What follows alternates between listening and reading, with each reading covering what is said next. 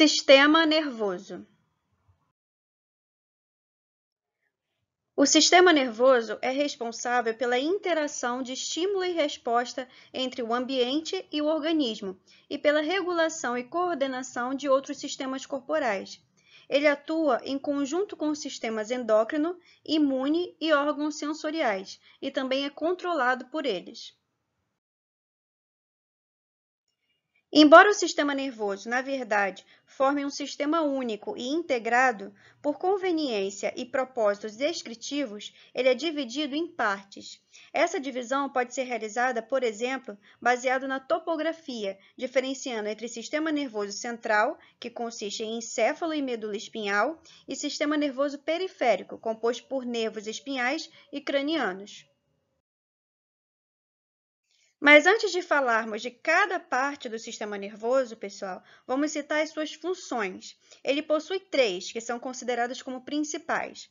A função sensitiva, porque ele recebe estímulos tanto do meio interno quanto externo do corpo. Integradora, porque após receber esses estímulos, ele armazena uma parte e toma decisões sobre os comportamentos adequados, dependendo do estímulo que ele recebeu. E a função motora, em que o sistema nervoso envia uma resposta a esses estímulos que geralmente é de contração muscular ou de secreção glandular. Por exemplo, imagine um animal sendo tosado. O animal se mexe na hora e aí, sem querer, o tosador belisca a pele do animal com a tesoura e faz uma feridinha.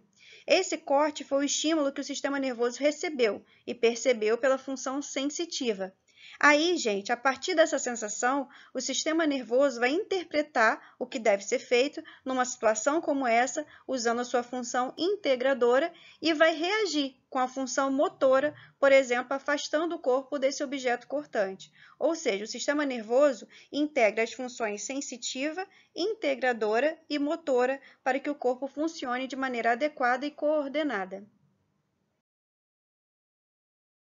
Outra aplicação prática que a gente pode fazer é falar do head pressing, que não é uma doença, tá, gente? É uma alteração.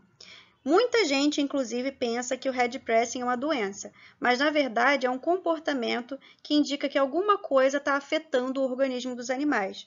O nome significa o hábito de apoiar ou de pressionar a cabeça contra uma superfície sólida, como paredes, portas, muros ou similares, como vocês estão vendo aí nas imagens. Os animais demonstram de diversas formas que algo está afetando eles, seja através do latido, por suas mudanças de humor ou pelo desenvolvimento de comportamentos estranhos na sua rotina. O head pressing é um claro exemplo de quando o nosso animal de estimação quer nos informar que algo em seu organismo não vai bem. A explicação mais aceita, gente, é que os animais fazem isso para tentar diminuir a dor de cabeça intensa que eles estejam sentindo. É muito raro que um animal sofra, que um cão sofra de cefaleia, e por isso é necessário a gente levar imediatamente ao veterinário se ele começar a apoiar a cabeça assim, caso vocês já não sejam os veterinários, né? As causas das dores de cabeça, pessoal, em um cão são tão variadas como nos seres humanos, podem ser causadas por vários fatores. Podem ser um sinal desde problemas neurológicos até de uma intoxicação alimentar.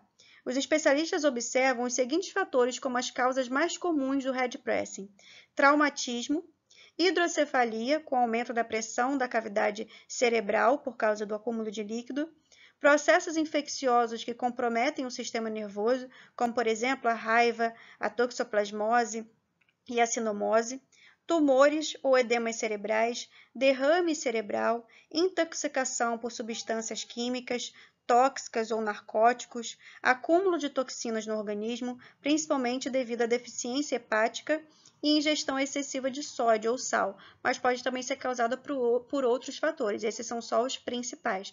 Então, vi um animal apoiando a cabeça desse jeito, ficando muito tempo com a cabeça apoiada na parede, pressionando numa porta, leve ao veterinário. Caso vocês já não sejam os veterinários, se preocupem, porque pode ser realmente alguma coisa grave que está acontecendo com esse bichinho.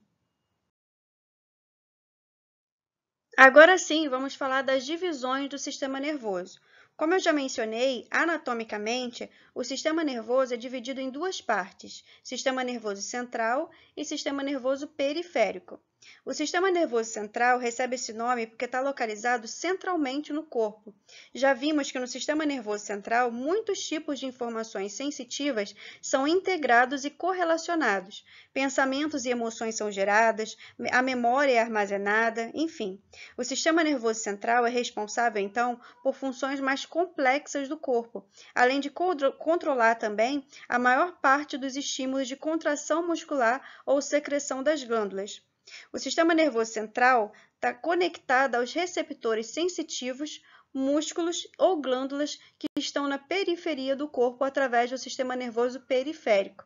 Mas vamos falar do sistema nervoso periférico depois. Primeiro vamos falar do sistema nervoso central. Como eu já disse, gente, o sistema nervoso central se compõe da medula espinhal e do encéfalo. A medula espinhal percorre a coluna vertebral, já o encéfalo se acomoda na cavidade craniana. Ambos, ou seja, tanto a medula quanto o encéfalo, são envolvidos por membranas, que são as meninges, que delimitam um espaço preenchido com líquido. Portanto, pessoal, o sistema nervoso central é protegido pelos ossos que o cercam, no caso do encéfalo, a calota craniana, e da medula, as vértebras, e também pelas propriedades amortecedoras do líquido cérebro-espinhal e das meninges. Sem nenhuma divisão anatômica evidente, o encéfalo prossegue na forma de medula espinhal entre o osso occipital e o atlas. O limite exato é traçado entre o último par de nervos cranianos e o primeiro par de nervos cervicais. Começando então pelo encéfalo. O encéfalo é o órgão de controle do corpo e é responsável pela regulação, pela coordenação e pela integração do restante do sistema nervoso. Ele é constituído de bilhões de neurônios, além das células da glia, e é um dos maiores órgãos do corpo. O encéfalo é delimitado pela cavidade do crânio, que se divide em uma cavidade rostral maior para o cérebro e uma cavidade caudal menor para o cerebelo, através do tentório do cerebelo. O encéfalo dos mamíferos domésticos é relativamente pequeno em comparação com o tamanho da cabeça. No bovino e no suíno, o teto do crânio é pneumatizado por partes do amplo seio frontal. Assim, o cérebro se localiza mais profundamente e distante das lâminas externas do crânio.